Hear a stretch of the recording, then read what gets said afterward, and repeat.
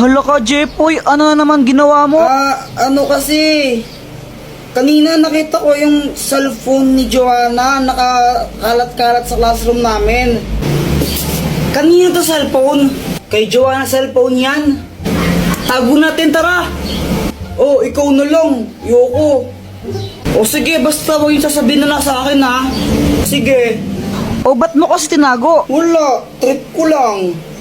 O pagkatapos nun, ano na nangyari? Ayun, hinanap ni Joanna yung cellphone niya sa amin tsaka sa mga klase ko. Kuya Jepoy, nakita mo ba yung cellphone ko? Hindi namin nakita. Diba hindi natin nakita? Oo, hindi ko alam. Hindi namin nakita. Hindi namin nakita yung cellphone mo. Hala, saan na napunta yung cellphone ko? Ibigay niya na yun. Uy, yung cellphone daw ni Joanna, ibigay niyo na. Hala, lagot kayo. Umiyak na si Joanna. Bigay niyo na yun. Tinago po nila cellphone ni Joanna. Class, sino kumuha ng cellphone ni Joanna? Umamin na. Walang gustong umamin, ha? O sige, walang uuwi hanggat di nababalag yung cellphone na yun, ha? Meanwhile, Wala pa rin amin? O sige, papakalkal ko rin mga bag nyo, ha? Ma'am, ito po. Joanna, yun ba yung cellphone mo? Opo. O sige, pwede na kayo umuwi lahat. Except Jepoy, maiwan ka dito. Yan, ko kasi deserve. Di wow. Hala ka, Jepoy, ano na naman ginawa mo? Ano kasi, kanina nakita ko yung cellphone ni Joanna nakakalat-kalat sa classroom namin. Kanina to cellphone? Kay Joanna cellphone yan. Tago natin, tara. Oh, ikaw na lang. Yoko. O sige, basta huwag yung sasabihin na nasa akin ha. Sige. O ba't mo kasi tinago? Wala, trip ko lang. O pagkatapos nun, ano na nangyari? Ayun, hinanap ni Joanna yung cellphone niya sa amin tsaka sa mga klase ko. Kuya Jepoy, nakita mo ba yung cellphone ko? Hindi namin nakita. Diba hindi natin nakita? Oo, hindi ko alam. Hindi namin nakita. Hindi namin nakita yung cellphone mo. Hala, saan na napunta yung cellphone ko? Ibigay niya na yun. Uy, yung cellphone daw ni Joanna, ibigay niyo na. Hala, lagot kayo. Umiyak na si Joanna. Bigay niyo na yun. Tinago po nila cellphone ni Joanna. Class, sino kumuha ng cellphone ni Joanna? Umamin na. Walang gustong umamin, ha? O sige, walang uuwi hanggat di nababalag yung cellphone na yun, ha? meanwhile, Wala pa rin amin?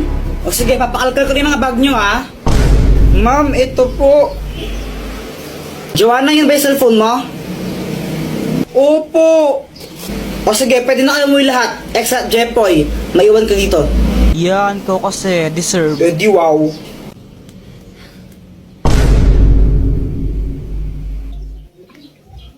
Grabe, sobrang init ngayon, honey, no?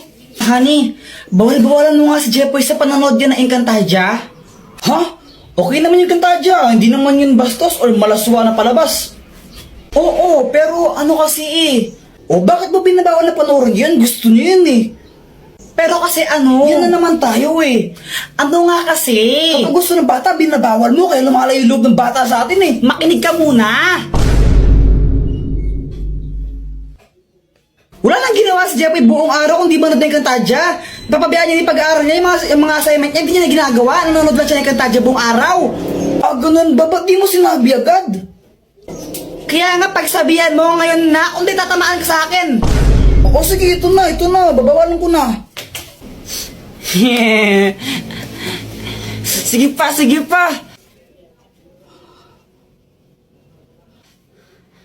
Jepoy, itigil mo lang yung panunood mo ng Encantadia na yan. Sa anong kadahilanan, ama?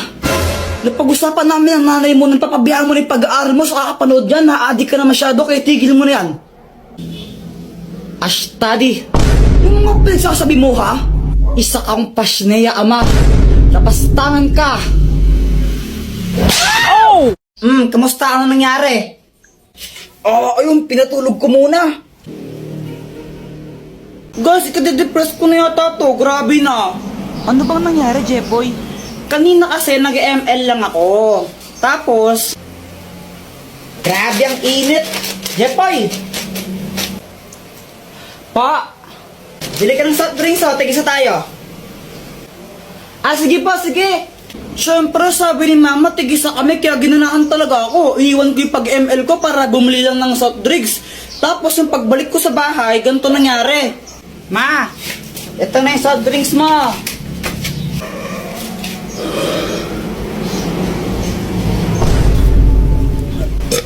Mama, gusto ko rin yan. Ay hala anak, naubos ko na yung sa akin. Hingin ka na lang Kuya Jepoy mo.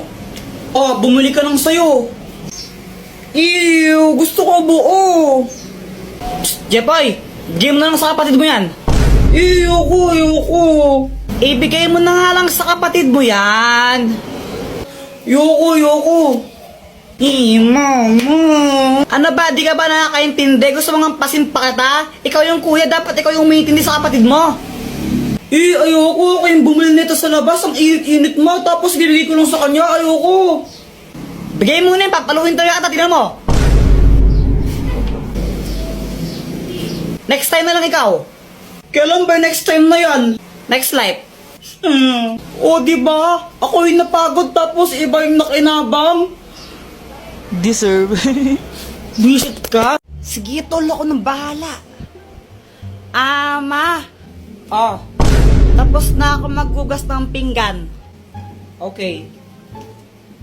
Tsaka nadiligan ko na pala yung mga halaman mo kanina, Ma. Okay. Ano ba to? Ma, alam mo ba kung paano nakilala ng tita yung asawa niya ngayon? Alam mo ba, anak? Hala, di mo alam na tuwing pamanding Marites tapos di mo alam. Ikwento mo na lang, ano ka ba? Nagkakilala sila sa lit match. Ano yung lit match? Lit match, basta application yun kung saan pwede ka makahanap ng new friends mo or more than friends. Ito gumagamit din ako na ito minsan. So yun na nga, nagkakilala sila sa lit match. Then nagkagustuhan sila, tapos nagpakasal, naging jowa muna pala, tapos nagpakasal sila. Ma, pwede ba akong sumama sa swimming ng tropa ko? O sige, dahil maganda yung chismis na binigay mo. Sige, sumama ka na. Yes! Guys, may kwento ako. Ano yun, Jepoy? Kanina kasi galing ako sa bahay nila, nila Boyet. Jepoy, dito pasok ka! Parang ewan, hiya-hiya pa, di bagay sa'yo. Tara na, pasok ka na! Mga classmate ko si Jepoy, gagawa lang kami ng project. Hello po, Tita Grace. Dito at maupo ka muna. Sige po, salamat po. Tapos nagulat ako kasi naglabas ng pagkain yung mama ni Boyet. Syempre nakakaya naman yun, di ba? Pero mas nakakahiya kung di ka tatanggapin yun, di ba? Kaya kinain ko yung Shanghai, favorite ko yun eh.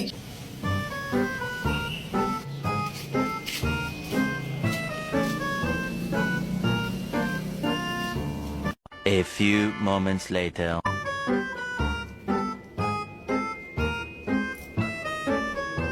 Ay, Jepoy, ba't mo kinain yan? Nagpugas lang ako sugat ng kamay, kinain mo na yung pagkain namin, ha? Diyos ko sa'yo, Jepoy. Hiningi ko na nga lang yan sa kabilang barangay. Sa birthday yan doon kasi wala kaming ulan tapos kakainin mo pa. Ikaw naman, Boyet, ha? Next time kung magsasama ka ng klase mo dito, please lang, huwag yung patay gutom, ha? Paalam mo na, yan! Uuwi na lang po ako. Ay hindi, bawal ka umuwi. Maghugas ka ng pinggan, anong gusto mo ha? Kain ka lang ha? Palamunin ka ha? Tapos, ayun, hindi pala para sa akin yun. Tapos, di pa agad ako pinauwi. Pinagugas pa ako ng pinggan. Ay hala, deserve. Aray!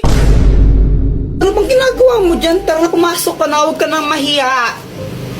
Nakakahiya. Nandiyan ba mama mo? Wala siya, doon siya kalaaling bebang ng tong its yun. Tara na, parang ibang asa punutan kita pag di ka pumasok. Para kang ewan, no? Kurtan kaya kita dyan. Tara na kasi. Kuya Jepoy, siya si Pat, yung classmate ko. Gagawa ko ng project now eh.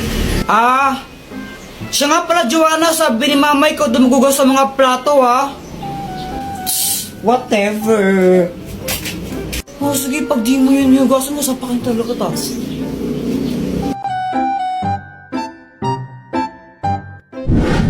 Hi, Jepoy. Dr. Kwakwak, patatagal mong hindi nagparamdam. Nagbakasyon kasi ako sa ba yun? Boracay. Yun, Boracay. Bakasyon? Ang tagal mo naman ng bakasyon. Anong matagal? Ang bilis lang nun, no? Parang ilang araw lang yun eh. Ha? Sigurado ka? Huli kita nakita, grade 5 pa lang ako, no? Tapos grade 7 na ako ngayon. Ay, sorry na. Dr. Kwakwak, ay bago akong crush. Sino? Ayun siya, oh. Ayun ba? Yung kasama ni Joanna? Naniniwala na ako sa forever. Oo. Kilala kita. Kala ko ba si Samantha yung crush mo? Oo, crush ko si Samantha, tapos crush ko rin yun. Ay naku, parang ang baliw. Tulungan mo naman ako, baka may gadget ka dyan na pwedeng gamitin para i-crush back din ako nun. Ay naku, ito na naman tayo, gagamitin mo na naman yung mga gadget ko eh. Sige na, Dr. Baka tagal mong di nagparamdam tapos ayaw mo pa akong pairamin. O sige, ito na nga. Ang mahiwagang bola! Kapag binato mo to sa crush mo, magugustuhan ka rin niya. Basta tatamaan mo siya, kumbaga, kapag tinamaan siya nito, magugustuhan niya kung sino yung nagbato sa kanya. Oh, nice! Salamat dito, Dr. Kwakwak ha. Ibato mo na. Oo, ito na! Aray! Ang tangang magbato. Kuya Jeffoy, ano? Ngayon ko lang na-realize. Crush pala kita. Papatay ako, batoy!